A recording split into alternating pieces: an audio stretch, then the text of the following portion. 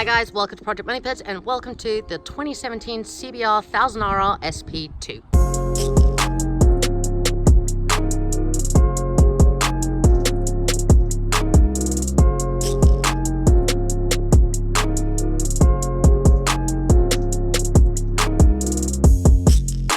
So what we're going to try and figure out today is the SP2 worth a few extra £1,000 over the SP? It was this year that Honda made the largest amounts of revisions comparable with the previous generation, and just for illustrative purposes, I happen to own the previous generation. This is the 2016 CBR1000RR, and just based on aesthetics alone, you can see it is a completely different bike. But it didn't stop there, because it was this year that Honda finally joined the 21st century and kept up with the Joneses and added all the fully electronic controls that you find so commonly now in the likes of S1000RRs and the Yamaha R1s and so on and so forth. So before running through the equipment on this bike, let me tell you why this bike was made.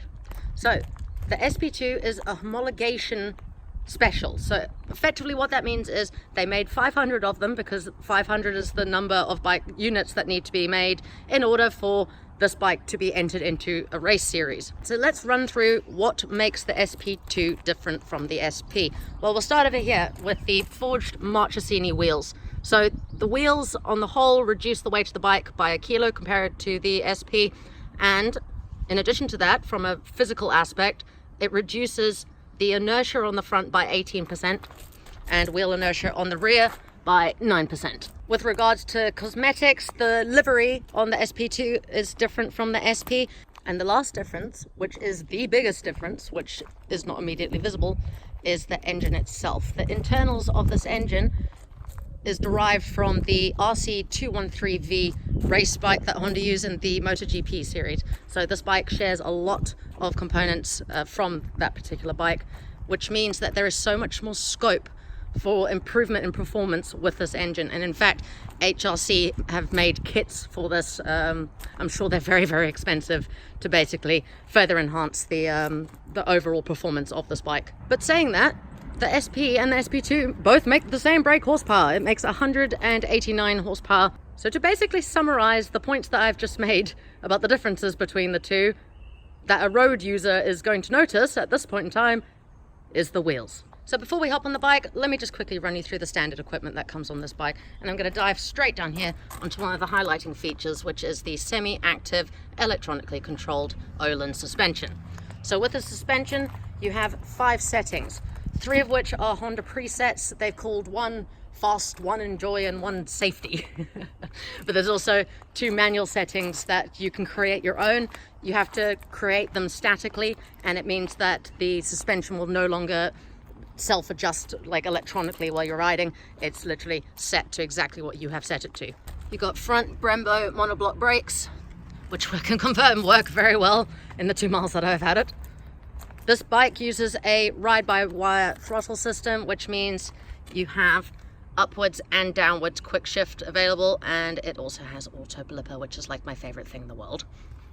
Because this was the most race adjacent CBR ever created, they didn't even bother putting rear pillion pegs on, and they used a solo seat at the back. If you want to be able to take passengers on the back, please refer to the base model CBR1000RR. They come as standard with a titanium fuel tank, and they also come with a titanium exhaust. The standard exhaust on this weighs absolutely nothing, but this bike is actually owned by a friend of mine who I'm just doing the running miles for, which is awesome. What a lovely task to have. But every bike he gets, he'll throw aftermarket exhaust on it almost immediately. So this is an SP Engineering short carbon can, and it's got a BDS Performance mid-pipe. That is not an off-the-shelf mid-pipe. BDS Performance is actually owned by a friend of ours who is a fabricator, which is awesome. Following on actually from bits that have been changed on this bike, got an RNG tail tidy at the back there, just neatens it up completely. I'm still waiting for the day that a manufacturer makes a good looking number plate holder. And on the front here we have the Power Bronze double bubble front screen. It may look like a tiny little screen, but it makes all the difference getting a double bubble, because one thing I did notice, because I briefly rode this bike when it was all completely standard, is you do get a bit of wind to the face. I will say it here and now, if you're a tall rider, you might struggle a little bit with this bike. The pegs are quite high, the handlebars are quite close, and you do get a hell of a lot of wind to the face. Taking a look at the cockpit up here. So these bikes now have a TFT liquid crystal display dash. It is really, really nice. It's very easy to navigate and also quite easy to see, as I found some other bikes they're actually a little bit difficult. You get to change all the backgrounds on here as well. This is called like a brushed alley effect. So if you pay particular attention to all the little letters and numbers down here, that is your control panel for all your electronic adjustments. So that's power, what they're calling torque control, but really that incorporates traction control and wheelie control. And I think rear end lift as well. That has, I believe, on the torque control, you've got like 8 or 9 different settings. Got engine braking to the right of that. There's about 3 different settings for that. And then suspension on the N. All this can be adjusted from your left hand handlebar here. So you've got your mode, which will basically cycle you through. And if you want to change any of these, you're just pressing down. So these are presets. And then user is the one where you can put your own flair on it. A couple of things that I have noticed immediately when I got on this is the horn button is awfully close to the indicator switch just beneath it. It protrudes out quite a bit. And yes, admittedly, as soon as I got on it and the first turn that I had to indicate on, I did clip the horn and terrified myself. The tires that they're putting on these bikes from factory is the Pirelli Diablo Super Corsa. Lucky for me, because I put this tire on every bike that I own, so I'm very familiar with it. In general, great tire in the summer, absolutely terrible in the winter. One thing I would quite like to know that I haven't done research into is, what is this? It's like bolted on.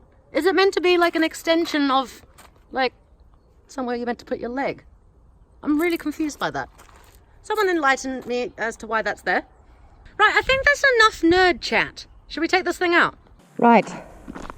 Let's see if this thing is worth the price tag. Okay, everybody comfortable? Let's see what this thing's made of. So I've chosen various different types of roads here. So this first little section's really, really bumpy. And as I discussed briefly earlier, but I'm going to throw up this chart right now. This is basically your modes, your electronically adjustable modes. So you got mode 1, 2, and 3.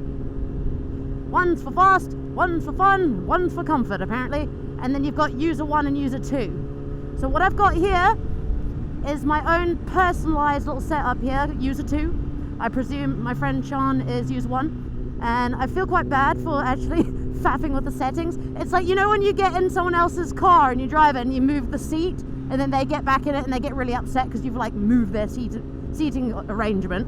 This is how I feel about adjusting someone else's modes on their bike. But I've got power set to 1, big old power, we want all of it. Traction set to 3, still not 100% confident with this bike, so we're gonna have traction fairly moderate. Engine braking to 1, for some reason, I just prefer not having engine braking. And I've got the suspension set to comfort. So, let's see how this feels down Little Rose. Oh my god, immediately, the weight of this is like next to nothing. It's like a paper bag in the wind. It handles like my little CBR1000. This is weird. It rides very small. Oh no, guys, this might get you in a bit of trouble.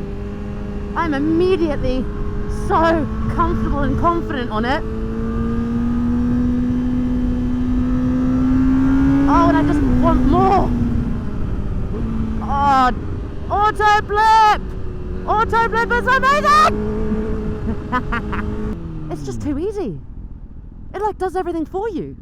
It's like PlayStation. The way you can throw this around, I just feel like a hero. Which isn't good. I'm going to put that more down as a negative than a positive.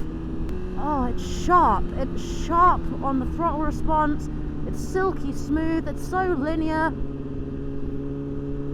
And that's just from riding it down there. What the hell? Give me a straight.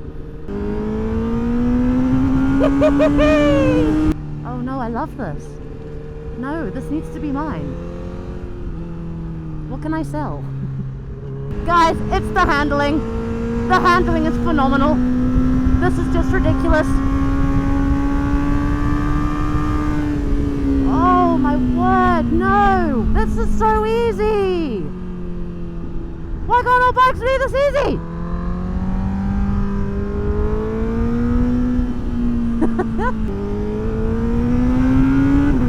It's just so friendly!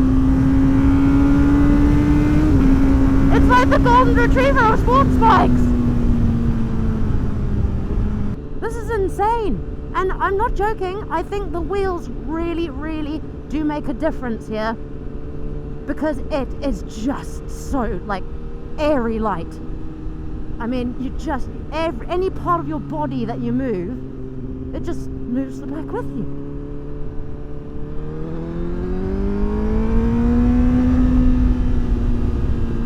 Very, very predictable and progressive power delivery as well. I mean, wow. And maybe that's the problem, because a lot of the adjectives I'm using to describe this bike, they don't sound sexy, if you know what I mean. Like the Ducatis, the R1Ms, things like that, which, yeah, I mean, I'm not gonna lie, R1M is around this price, if not a little bit cheaper. They're described as brutal and brutish and aggressive and all these really, like, sounds like someone I would have wanted to date when I was younger. Now, like, I'm older now. I want a tech nerd. I want a tech nerd with a stable income and career path. And that's kind of what this is.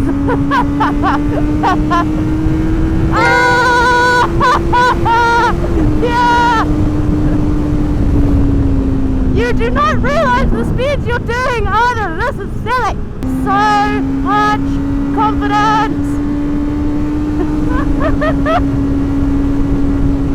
Oh, you beautiful, beautiful bike. Oh, and this, yes, downshifts, so good. The quick shifter, up and down, buttery smooth. Oh my God. I want more, let's have more.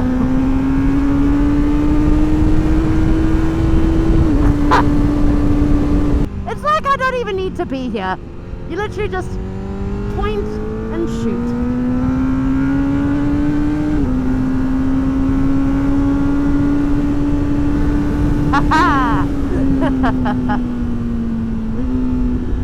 Oh, the downshift! I feel like I'm in MotoGP versus myself. Nah, guys, I mean, wow. And that's me really, really not even pushing it. I'm probably doing like 30% of what this bike can actually do. Yeah, okay, I get it. I'm sold. This is a serious, serious machine. I can't actually believe it. Like, it's like my Fireblade went to school to learn to be a better bike. This bike is just so much better in every way than the old one. And honestly, this is coming from someone, I adore my bike. I really, really do. But this is serious.